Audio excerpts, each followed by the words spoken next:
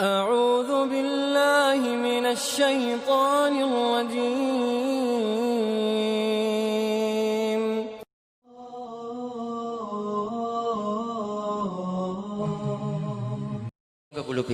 Assalamualaikum warahmatullahi wabarakatuh. Waalaikumsalam warahmatullahi wabarakatuh. Ustadz, bukankah istri yang cerewet itu adalah hidayah buat suaminya? Bukankah suaminya tinggal nurut saja karena apa yang dikatakan istri itu adalah biasanya benar-benar kejujuran, karena istri tahu persis kelemahan atau kekurangan dari suami. Jadi ketika dicereweti tinggal memperbaiki diri. Masya Allah.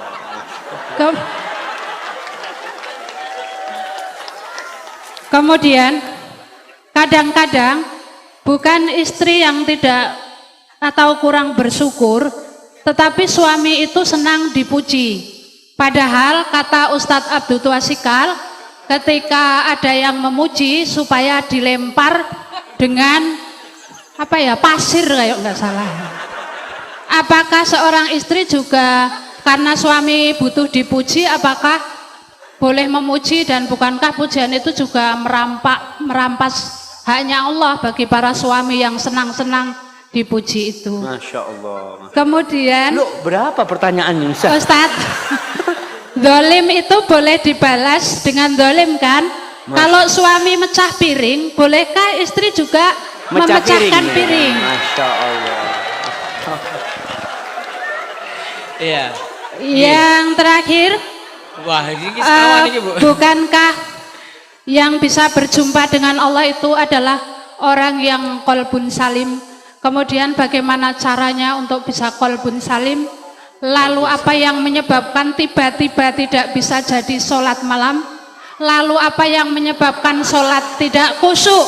Billahi taufiq wal hidayah. Wassalamualaikum warahmatullahi wabarakatuh. Waalaikumsalam warahmatullahi wabarakatuh. Yang pertama tadi Ustadz tentang bukankah istri cerewet itu malah manfaat gitu. Masya Allah. Itu gimana Ustadz? Iya.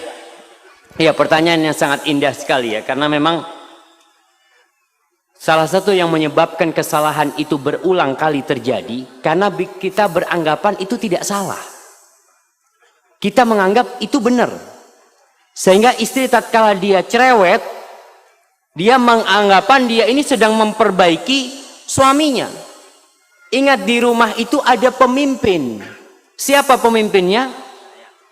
Suami. Allah mengangkat suami sebagai pemimpin. Ar-rijalu qawwamuna 'alan nisa bima faddalallahu ba'dahum 'ala ba'din wa bima anfaqu min amwalihim. Fasalihat qanitat hafizatun lil ghaibi bima hafizallah. Kata Allah, sesungguhnya atau lelaki-lelaki itu adalah pemimpin bagi kaum wanita. Kenapa? Karena Allah telah memberikan kemuliaan kepada lelaki-laki. Allah memberikan kemampuan untuk menjadi pemimpin kepada lelaki lebih daripada wanita. Yang kedua nih bapak-bapak, ingat nih, lelaki menjadi pemimpin yang pertama karena bawaan lahir yang Allah berikan kepada dia, anugerah ilahi. Yang kedua dikarenakan suami memberikan nafkah kepada istrinya, maka sang suami mendapatkan kedudukan lebih tinggi kepada istrinya, memberikan nafkah kepada istrinya. Kalau sang suami tidak memberikan nafkah kepada istrinya, biasanya rumah tangga mulai pincang kepemimpinan suami. Karena suami tidak memberikan nafkah. Dia jadi pemimpin karena memiliki kewajiban memberikan nafkah. Berkaitan dengan pertanyaan ibu tadi, bukankah cerewetnya wanita itu hidayah bukan suami? Buat suami, ya Allah ibu-ibu, suami itu paling sumpek kepada wanita yang cerewet. Nah, betul bapak-bapak? Semangat bapak-bapak. Bagaimana cara memperbaiki suami? Ada caranya, tidak harus dengan cerewet. Yang pertama, suami itu sebagai pemimpin tidak suka digurui. Ya namanya pemimpin. Mau pemimpin itu diprotes sama anak buahnya, sulit.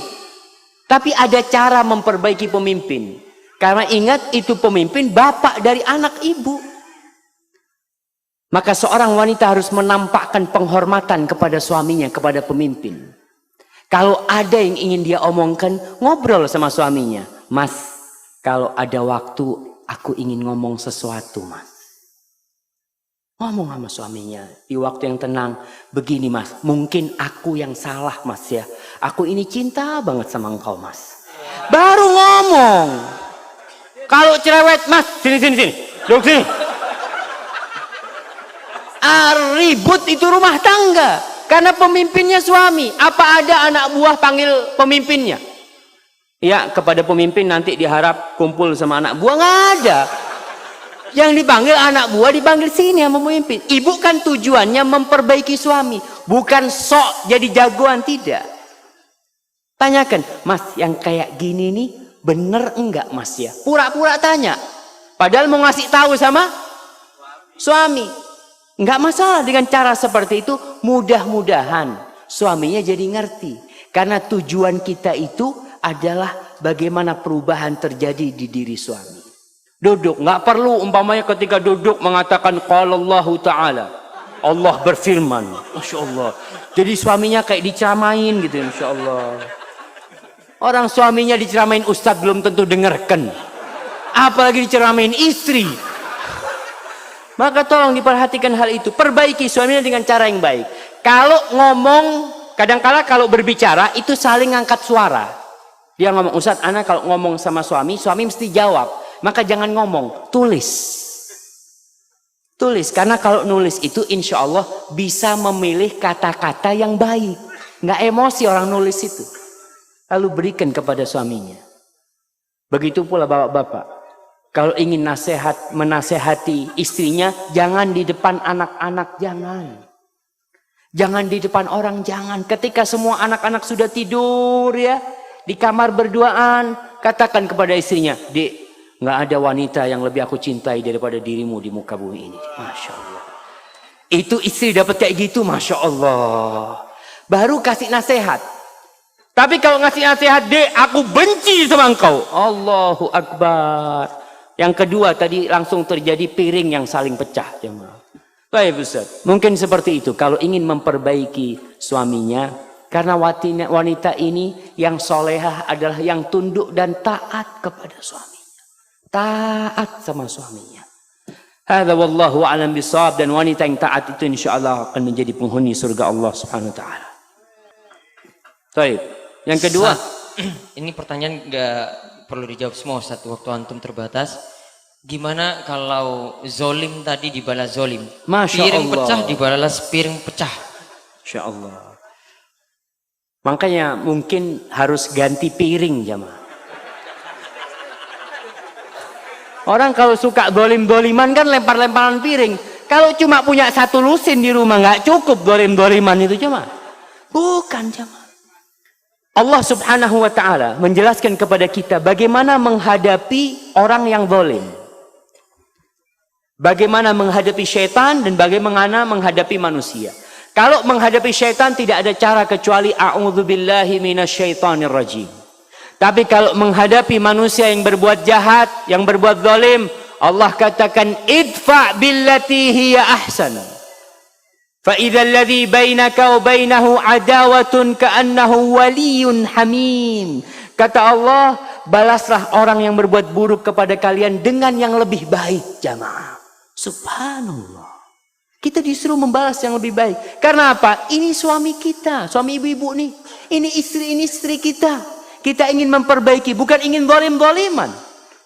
Dan orang yang berbuat kezaliman, ingat, Allah mengatakan, Ya ibadi inni haramtu zulma ala nafsi wa ja'altuhu bainakum muharraman fala tadzalamu. Wahai hamba-hambaku, aku mengharamkan kezaliman atas diriku dan aku menjadikan perbuatan zalim itu haram untuk dilakukan oleh kalian. Maka kalian jangan saling menzalimi. Jadi kalau ada orang berbuat jahat, manusia ini alhamdulillah, basicnya dia itu dasarnya baik. Kalau dia memecahkan piring ya, kita mengatakan, iya mas, astagfirullah, aku mohon maaf, aku mohon ampun kepada Allah. Selesai masalahnya. Tapi kalau piring dibalas dengan piring, apa yang terjadi? Masya Allah. Maka tolong diperhatikan, jangan saling berbuat zalim, tapi saling memaafkan. Kalau sang suami mendolimi istri, memukul istrinya, atau melemparkan sesuatu yang melukai istrinya, ingat Allah itu tidak pernah tidur. Dan Allah mencatat hal itu. Serahkan kepada Allah Jalla Jalal. Hadza wallahu